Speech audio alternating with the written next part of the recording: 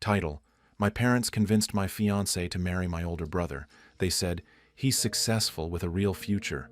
Heartbroken, I disappeared to build my empire. Years later, at a charity gala I hosted, they saw my wife and nearly collapsed. Chapter 1: The family meeting that broke me. I still remember the smell of the coffee on the table, bitter, burnt, untouched, and the weight of that Sunday morning sun pouring through my parents' window like it was trying to spotlight the betrayal.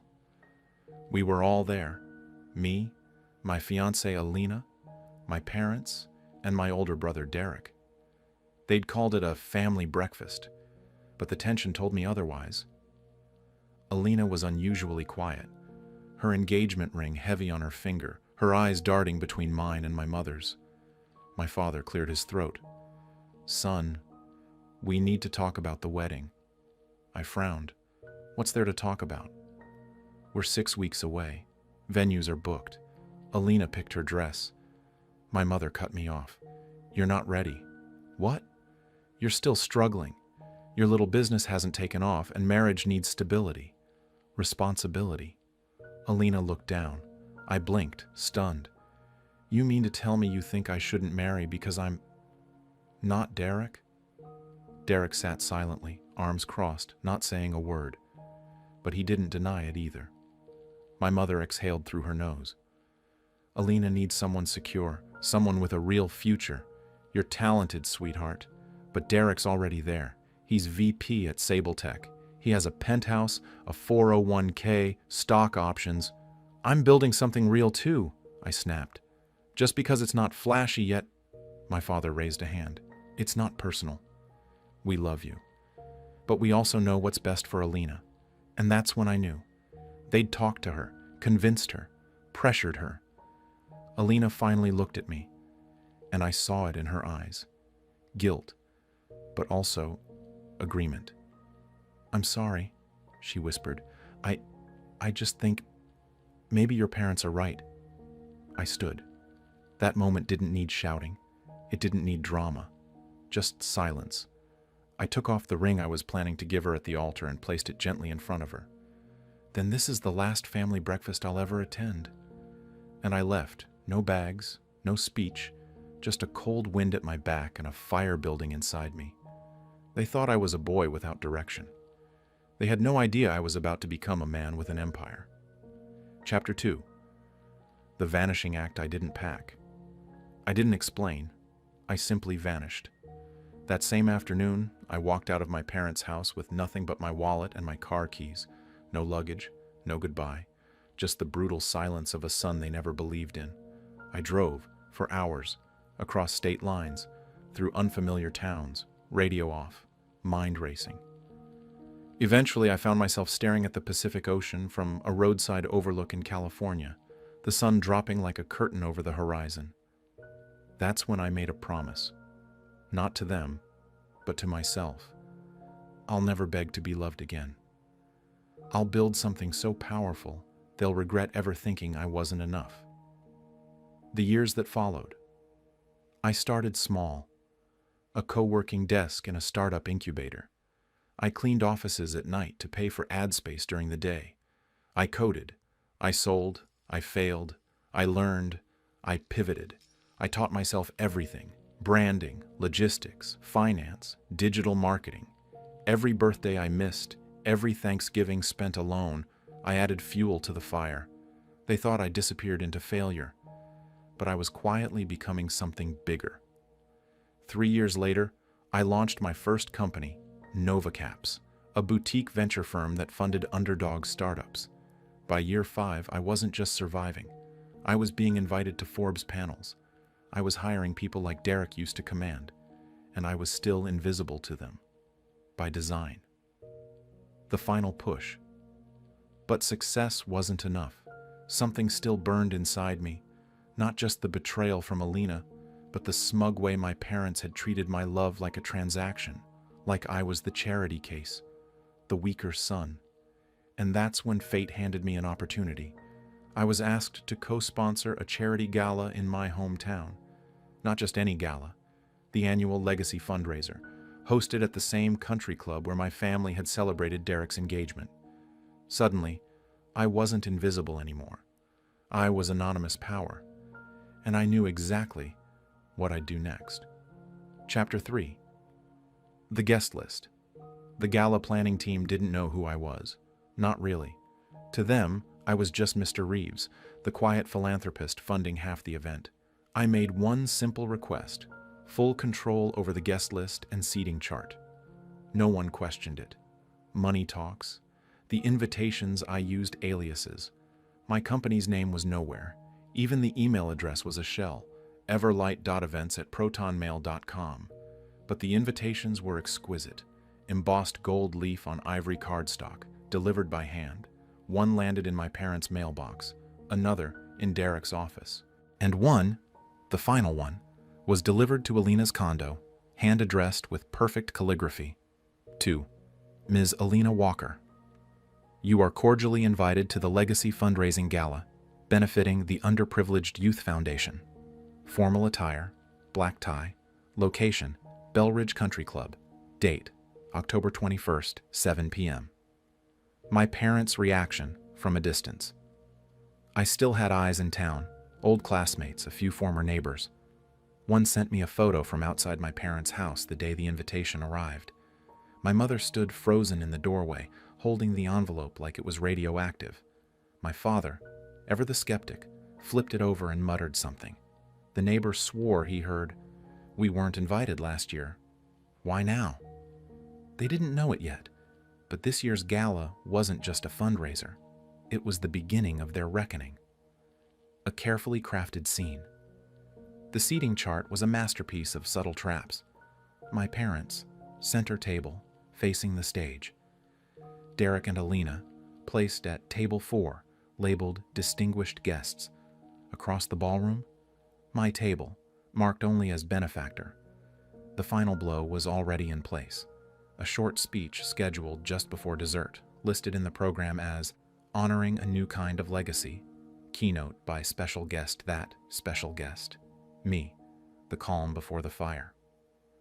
As the night approached, I rehearsed the speech, not for praise, not for applause, but to finally say everything I'd swallowed for years, not with anger, but with precision. I wasn't here to scream. I was here to show them. Chapter 4. The gala begins. The Belridge Country Club shimmered like a jewel under the fall moonlight. Golden lanterns lit the path up the marble steps. A string quartet played softly inside the entrance hall. Valets in white gloves opened doors as guests arrived in silk gowns and tailored tuxedos, none aware of the storm quietly waiting behind the curtain. The arrival. My parents arrived first, my mother in a navy satin dress, my father in his dated tux. He glanced around, unimpressed. She, however, scanned every face like she was preparing for war. They were ushered to their seats with practiced grace. Then came Derek and Alina. He wore a smug grin, one arm around her waist. She was stunning, as always, a backless red dress, diamonds on her wrist. And yet, when she stepped into the ballroom and saw my portrait framed near the stage, her body froze. Is this? No, can't be, Derek muttered. She knew it was me. She just hadn't figured out how deep the roots of this night went. A chilly recognition. As the guests mingled over hors d'oeuvres, soft glances were exchanged. Alina whispered something into Derek's ear, her fingers tightening around his arm. He looked at my photo again. Recognition flickered across his smug expression, and for a moment, the confidence drained from his face. They hadn't seen me yet. I stood behind the velvet curtain, watching from a slit, close enough to feel the tension, far enough to savor it. My assistant leaned in, whispering, 10 minutes until your speech, Mr. Reeves. Make it 15, I said, eyes locked on table 4. Let them stew a little longer. The lights dim. At precisely 8:30 p.m., the room darkened. A single spotlight fell on the stage. The MC stepped forward. Ladies and gentlemen, tonight's keynote speaker is a man whose vision, generosity, and resilience have changed thousands of lives. Please welcome the founder and CEO of Everlight Holdings. Pause. Mr. Nathaniel Reeves. Gasps, heads turned, and in the audience, 3 faces turned to stone. My mother gripped her chair. My father's lips parted, but no words came. Derek looked like he'd seen a ghost. But Alina's eyes welled. She whispered, I could see it clearly across the ballroom. It's him. The walk. I stepped out from behind the curtain, tailored suit sharp, tie immaculate. I didn't look left or right, just forward. The applause was polite but confused. They didn't know me, but my family did. And this moment, this was the beginning, not of a speech, but of the reckoning. Chapter 5. The speech they never saw coming. The applause faded as I approached the podium. Behind me, a giant projection screen flickered to life, showing photos from our charity missions, orphanages in Detroit, rebuilding schools in West Virginia, clean water projects in Flint. The audience watched with warm smiles. But I wasn't watching them. I was watching Table 4. Derek looked pale. Alina wouldn't meet my eyes. My mother kept adjusting her necklace. My father stared like he was calculating an exit route. Good. Let's begin. A story about a boy they gave up on. Good evening, I began, voice steady, tone calm. Tonight isn't about me. It's about second chances, I paused. But to explain why I believe in second chances, I need to tell you a story. A story about a boy who once dreamed of starting a small business. Nothing flashy, just a tech repair shop in a modest part of town. He had plans, he had heart, and he had someone he loved. At that, Alina stiffened. But his parents said, "You're not ready. You're chasing dust." And the girl he planned to marry? She left him for his older brother, the one with a polished degree and a polished life. Now the entire room was silent. Even the string quartet in the back stopped playing. I took a sip of water. So the boy disappeared, left everything behind. Friends, family, even his name. And he worked. He failed. Then worked harder. Lived in his car some nights. Ate noodles for weeks. Until one day the company he built with $200 became something real. I smiled faintly. That boy was me. Gasps rippled across the room. The camera shift. The projector now showed before and after images. My tiny one-room apartment, my first check from Everlight Holdings, then boardroom photos, tech conferences, awards. I wasn't bragging. I was building the contrast. This gala, this organization, it was born from that pain, from the fire of rejection. So tonight, we honor those who were told, "You'll never make it," and rose anyway. I paused. But let's not pretend this moment is without irony. Because some of the people who once looked me in the eye and said, "You're not good enough," I turned toward Table 4, are here tonight. Dead silence. I forgive you, but I don't forget. To them, I say, I forgive you, truly. You taught me something valuable. I raise the champagne glass. But make no mistake, I do not forget. And I do not return to what burned me. My father stood up, clearly flustered. My mother hissed something at him. Alina looked like she might cry. I didn't flinch. Tonight's theme is rebuilding. But some bridges, they're better left ashes, a standing ovation, and a table in shock. When I finished, the room erupted in applause, not out of politeness, but because they felt it. The truth, the pain, the power of survival. All of it was real. But Table 4? They sat frozen. No one spoke. No one clapped. Alina was trembling. Derek stared at the tablecloth. It was only just beginning, because what came next would change everything. Chapter 6. The Silent Walkout. The applause thundered on, echoing off marble and crystal chandeliers, but it was hollow for 4 people. At Table 4, my parents sat frozen. Derek clenched his jaw like it was wired shut. Alina, her hands trembling, finally looked up. Her eyes met mine. And for a fleeting second, I saw the girl I once loved. But that girl was long gone.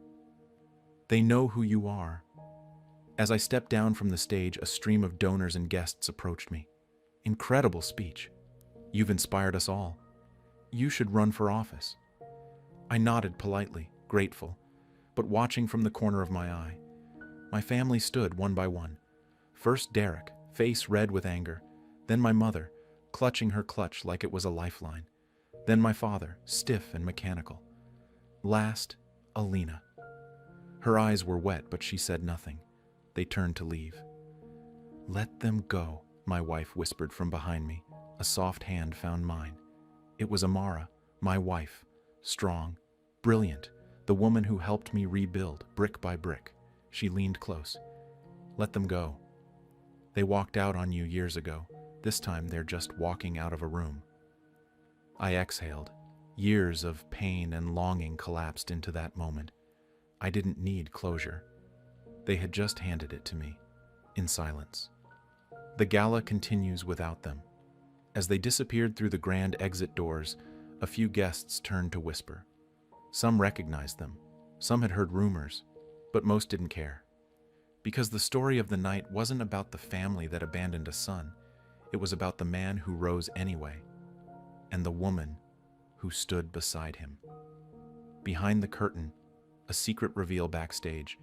As I took a breath and removed my mic, my assistant handed me a sleek black folder. "These are the final documents you asked me to hold. Want to do it now?" I nodded. Inside the folder, notarized trust revocations, updated wills, power of attorney shifts.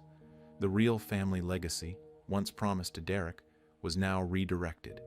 2 community centers, to scholarship programs, and to the woman who stayed when no one else did, Amara. Chapter 7. The Inheritance They Never Saw. Coming 3 days after the gala, a silver envelope arrived at my parents' front porch, hand-delivered by a courier in a sharp black suit. No return address. Just a gold seal stamped with the initials, E.L. My father opened it first. My mother stood behind him. Derek, on speakerphone, barked, "What the hell is this now?" They unfolded the letter and read words that would unravel their version of reality. Effective immediately. To Mr. and Mrs. Langston and Mr. Derek Langston, I write to inform you of changes made to the Langston family trust and estate planning structure as of this calendar year. It was all legalese at first. Then came the thunderclap. Effective immediately, the Langston estate and its associated business assets, previously designated to Derek Langston per verbal intent, have been redirected. All charitable disbursements, philanthropic projects, and capital holdings fall under the control of Ethan Langston, the undersigned, as both trustee and principal stakeholder. Signed, sealed, final. No more legacy son. All the family's talk, Derek will carry our name, you're just the spare, you chose exile, was now ash in their mouths. They had gambled on Derek, but I had built everything they once dreamed of, and more. And I had done it without them, back at the ranch.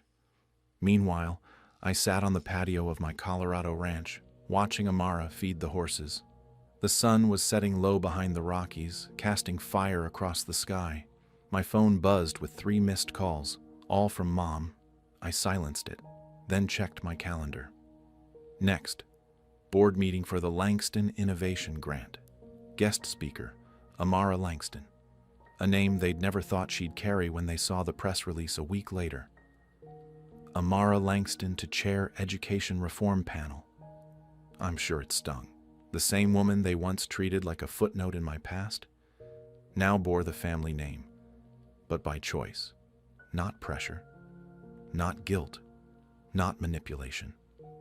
One final twist.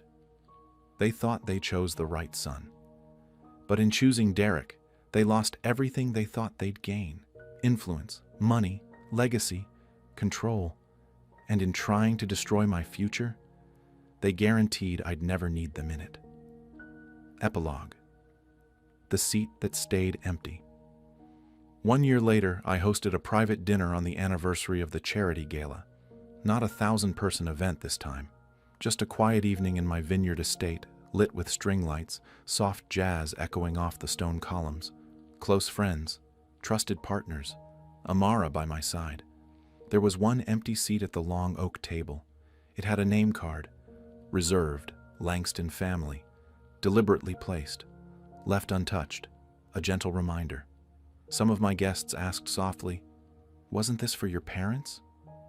I nodded with a half smile. "They had a lifetime to sit here," I said, "but they chose someone else." No bitterness, no anger, just a truth finally spoken without pain. Derek? Still nowhere word had it. Derek's marriage didn't last. Not even 2 years. He'd tried starting a business using Dad's old contacts, but his reputation, post-gala, made investors wary. Even our hometown papers no longer printed his name. I wasn't gloating. I wasn't even watching. I had simply moved on. My father's letter. A month before this dinner, I received a handwritten letter from my father. "You were always the quieter son. We thought silence meant weakness. We never realized it meant strength." He didn't ask for forgiveness, just understanding. I didn't reply. Some wounds aren't meant to be reopened, just left where they belong, in the past. Amara's whisper. That night, as we cleared the last glasses and the vines swayed in the mountain wind, Amara touched my arm and whispered, "You did it, Ethan." Without becoming them, I looked at the seat again, still empty, flickering in candlelight, and I knew. Revenge hadn't made me whole, walking away had. Was this revenge perfectly justified, or should the storm have raged harder? Drop your verdict below. I read every single one. If you are watching this video, comment below and tell us where you are watching this video from. Hit like if you crave justice, and share this story with someone who needs its fire. Subscribe to Lauren's story, because here, betrayals don't sleep. They hunt their owners. Every shadow hides a reckoning, every mask breaks, and every betrayal is answered. Stay sharp, stay unbroken, stay tuned.